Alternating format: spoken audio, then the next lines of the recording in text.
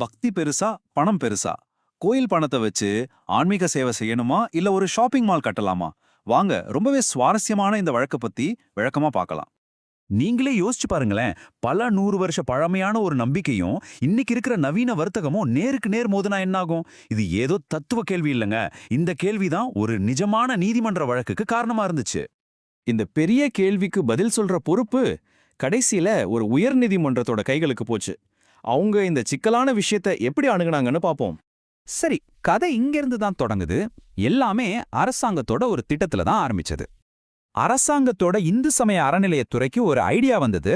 கோயிலுக்கு வர்ற வருமானத்தை இன்னும் அதிகப்படுத்தணும். அதுக்கு என்ன வழி? சிம்பிள். கோயிலுக்கு சொந்தமான நிலத்திலேயே ஒரு பெரிய ஷாப்பிங் காம்ப்ளெக்ஸை கட்டிடுவோம். இதான் அவங்களோட திட்டம். ஓகே, ஷாப்பிங் மால் கட்டலாம். ஆனா அதுக்கு காசு? அதுக்கும் வழி இருந்துச்சு. வேற எங்கிருந்தும் இல்ல, கோயிலோட உபரி நிதியில இருந்து தான். அதாவது பக்தர்கள் உண்டியல்ல போட்ட பணம், காணிக்கைன்னு கோயில் பேர்ல சேர்ந்திருந்த பணத்தை வச்சு ஷாப்பிங் மால் கட்ட பிளான் பண்ணாங்க. ஆனா அரசாங்கத்தோட இந்த பெரிய பிளானுக்கு ஒருத்தர் முட்டுக்கட்ட போட்டாரு. ஒரு தனி மனுஷன் ஒரு சக்தி வாய்ந்த அரசாங்கத்துறையே எதிர்த்து கோர்ட்டுக்கு போனாரு. அவர் பேரு பி. பாஸ்கர். அவர் யாருன்னா அந்த நந்தேஸ்வரர் சிவன் கோயிலோட ஒரு தீவிர பக்தர். சட்டப்படி கோயில் விஷயங்கள்ல கேள்வி கேட்க உரிமையுள்ள ஒரு நலன் விரும்பும் நபராகவும் அவர் இருந்தாரு. அதனால இது அவருக்கு வெறும் ஒரு கேஸ் இல்ல, அவரோட நம்பிக்கை போராட்டம். கோயில் பணங்கிறது புனிதமானது. அது ஆன்மீக தர்ம காரியங்களுக்கு மட்டும்தான் பயன்படணும். அதை எடுத்துக்கிட்டு போய் கடை கட்டுறது அந்த புனித நோக்கத்தையே சிதைக்கிற மாதிரின்னு அவர் உறுதியா நம்பினாரு. அதனால தான் ஒரு தனி ஆளா இந்த பெரிய துறைக்கு எதிராக களத்துல இறங்கினாரு. ஓகே, இப்ப இந்த சட்ட போராட்டத்தோட மைய புள்ளிக்கு வருவோம். கோயில் பணத்தை எப்படி பயன்படுத்தணும்னு நம்ம சட்டம் என்னதான் சொல்லுது? இதுக்குன்னே ஒரு சட்டம் இருக்கு. அதுதான் HRNCE சட்டம்.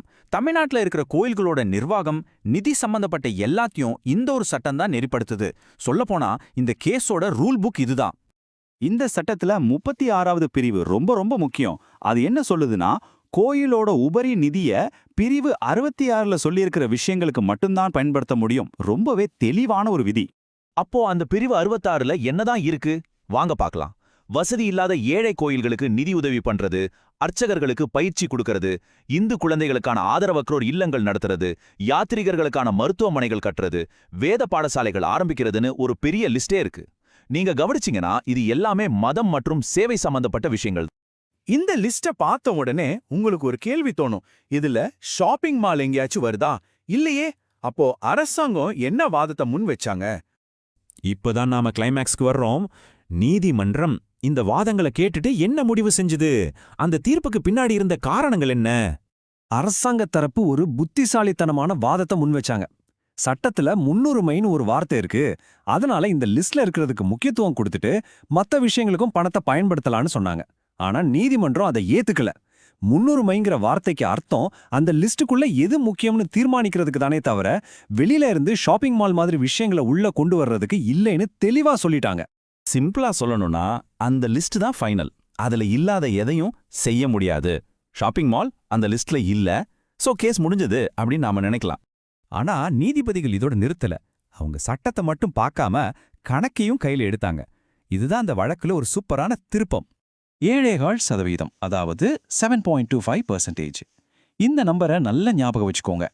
இது என்னன்னா, கோயில் பணத்தை ஒரு பேங்க்ல ஃபிக்ஸட் டெபாசிட்ல போட்டா எந்த ஒரு ரிஸ்க்குமே இல்லாம கிடைக்கக்கூடிய வட்டி வருமானம். இப்போ நீதிமன்றம் கேட்ட கேள்வி ரொம்ப சிம்பிள். இந்த ஷாப்பிங் மால் கட்டுறதுல ஒரு ரிஸ்க் இருக்கு. அதை எடுத்து கடை கட்டி வாடகைக்கு விட்டா இந்த ரிஸ்கே இல்லாத 7.25% விட அதிகமா வருமானம் வருமா? அதுக்கு என்ன உத்தரவாதம்? அப்போதான் நீதிமன்றம் ஒரு முக்கியமான விஷயத்தை சுட்டிக்காட்டுச்சு. இந்த திட்டம் லாபகரமானதான்னு பார்க்கறதுக்கு எந்த ஒரு திட்ட ஆய்வும், அதாவது ப்ராஜெக்ட் ஸ்டடியும் செய்யப்படவே இல்லை. அதனால லாபம் வருமா நஷ்டம் வருமானு கூட கணக்கு போட்டு பார்க்காம கோயில் பணத்தை முதலீடு செய்ய பார்த்திருக்காங்க. ஆக இந்த ஒரு தீர்ப்பு வெறும் ஷாப்பிங் மால் பற்றியது மட்டும்தானா? இல்ல, இது நம்மளோட நம்பிக்கை, நிதி நிர்வாகம், நம்ம எதிர்காலம்னு பல பெரிய விஷயங்களை பத்தி பேசுது. இந்த தீர்ப்பு ஏன் இவ்வளோ முக்கியம்னு பார்த்தீங்கன்னா, இது கோயில் பணத்தை வெறும் வியாபாரத்துக்கு பயன்படுத்துறத தடுக்குது. உபரி நிதி இருக்கிறதால அதை எப்படி வேணாலும் செலவழிக்கலான்ற எண்ணத்தை உடைக்குது. மிக முக்கியமா ஒரு சாதாரண குடிமகன் கூட அரசாங்கத்தை கேள்வி கேட்க முடியும்னு இதை நிரூபிச்சிருக்கு.